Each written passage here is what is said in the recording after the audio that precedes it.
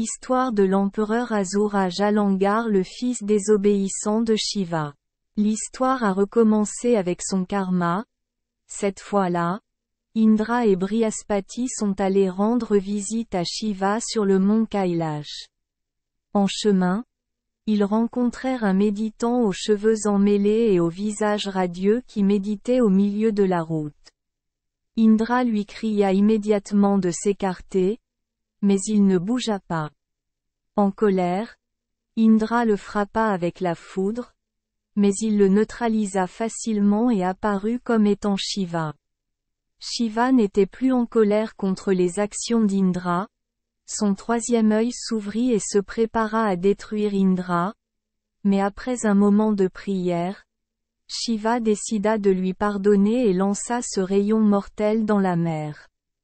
Cette source d'énergie accumulée dans la mer pour former un garçon a été adoptée par le dieu de la mer Varuna. Varuna a amené le bébé à Brahma. Dès que Brahma a ramassé le bébé, celui-ci a tendu la main et l'a étranglé avec une telle force que les yeux de Brahma ont versé des larmes. Brahma a nommé le bébé Jalandhar, prédisant que le garçon deviendrait un puissant seigneur Asura, seulement pour être tué par Shiva et qu'après la mort, il reviendrait aux yeux de Shiva. L'enfance de Jalandhara a été pleine de merveilles. Chevauchant le vent, il a traversé l'océan. Jalandhara prit des lions comme monture, et les oiseaux et les gros poissons de la mer orientale durent aussi se soumettre. Jalandhar a grandi pour devenir un jeune homme fort et obéissant, a épousé la princesse Asura Vrinda et a ensuite été couronné roi suprême du clan Asura. Un jour, Jalandhar a rencontré Bhrigu. Vous vous souvenez du moine qui a testé Trimurti? Et il lui a raconté l'histoire. Après avoir entendu l'histoire, Jalandhar pensa que les dieux Deva avaient volé le trésor de son père adoptif, le dieu de la mer Asura, et utilisé des ruses lâches pour obtenir le vin de l'immortalité du clan Asura. Alors il leva une armée pour attaquer les cieux. Une terrible guerre éclata entre les deux camps, faisant de lourdes pertes. Shukra, l'enseignant national de la faction Asura, a utilisé le sort Emrit Sanjivani Vidya pour faire revivre les soldats Asura. À Brihaspati, il a utilisé l'herbe magique de la montagne Drongini pour faire revivre la faction Deva.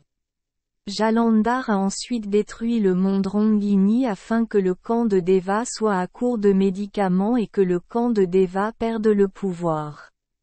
Ils se sont ensuite rendus à Vishnu pour obtenir du soutien. Juste au moment où Vishnu était sur le point de partir, l'épouse de Vishnu, la déesse Lakshmi, a déclaré que Jalandhar et elle étaient considérées comme des sœurs, car elles étaient toutes deux formées dans l'océan. Alors elle a fait promettre à Vishnu de ne pas prendre la vie de Jalandhar et Vishnu a accepté. Vishnu a ensuite combattu Jalandhar, et bien que Jalandhar soit très puissant, il ne pouvait pas se comparer à Vishnu. Il a donc perdu la bataille et a failli être tué par Vishnu, mais en raison de sa promesse, il a dû abandonner son épée. Vishnu a également été impressionné par les capacités de Jalandhar, alors il a permis au roi Asura de demander une faveur, et Jalandhar a profité de l'occasion pour que Vishnu déménage chez lui et ne s'immisce pas davantage dans la bataille. Sans le soutien de Vishnu, les Devas finirent par perdre la bataille.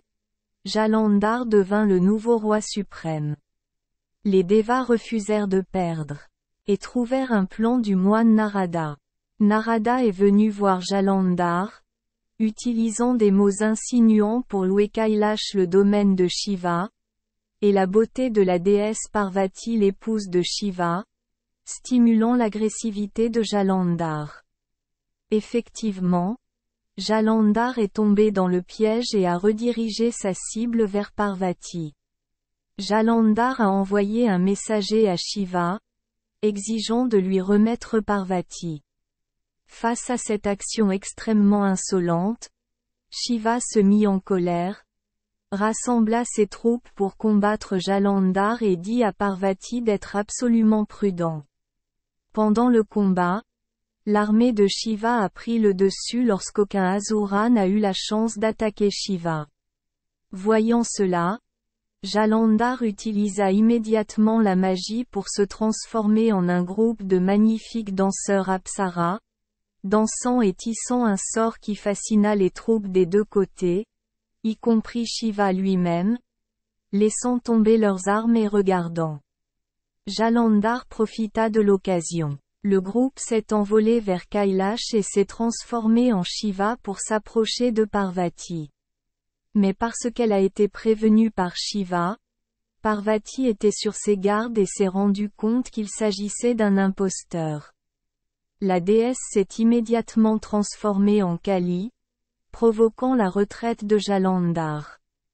Toujours incapable de ravaler sa colère, Parvati courut vers Vishnu, lui demandant de riposter en faisant semblant de séduire la femme de Jalandhar, la princesse Vrinda. Vishnu approuva. Vishnu a immédiatement commencé à faire rêver dans la tête de Vrinda que Jalandhar avait été tué par Shiva, rendant Vrinda extrêmement triste. Ensuite, Vishnu a montré à Vrinda le Jalandhar ressuscité, puis s'est transformé en Jalandhar pour rencontrer Vrinda. Après avoir été tourmentée mentalement pendant plusieurs jours, Vrinda a immédiatement cru que c'était son mari et a couché avec Vishnu pendant un moment. Ce n'est qu'une petite histoire, n'est-ce pas? Mais quand il l'a découvert, Vrinda était extrêmement en colère, maudit que la femme de Vishnu serait également trompée et emmenée à l'avenir. Cela s'est réalisé lorsque Vishnu dans l'incarnation de Rama, sa femme Sita a été capturée par Ravana, puis s'est suicidée. Point. Fermé. Sachant que sa femme est décédée, Jalandhar est devenu encore plus fou et a décidé de retourner sur le champ de bataille. La magie fut également dissipée et les deux camps poursuivirent leur combat. Jalandhar a fait face à Shiva sur le champ de bataille et a donc été transpercé à la poitrine par le trident de Shiva. Shiva a ensuite utilisé le chakra créé à partir de ses orteils pour couper la tête de Jalandhar. L'âme de Jalandhar est revenue pour entrer dans le troisième œil de Shiva. Merci les enfants des Esperluette Croisillon 39. Avoir écouté des contes de fées au jour Esperluette Croisillon 39. 8. Espérons que les histoires apporteront aux enfants des moments heureux et significatifs. Si vous aimez notre chaîne, veuillez appuyer sur le bouton S Esperluette Croisillon 39. Abonner, pour ne manquer aucune histoire intéressante. Je vous souhaite une bonne nuit de sommeil et de beaux rêves. Rendez-vous dans la prochaine histoire.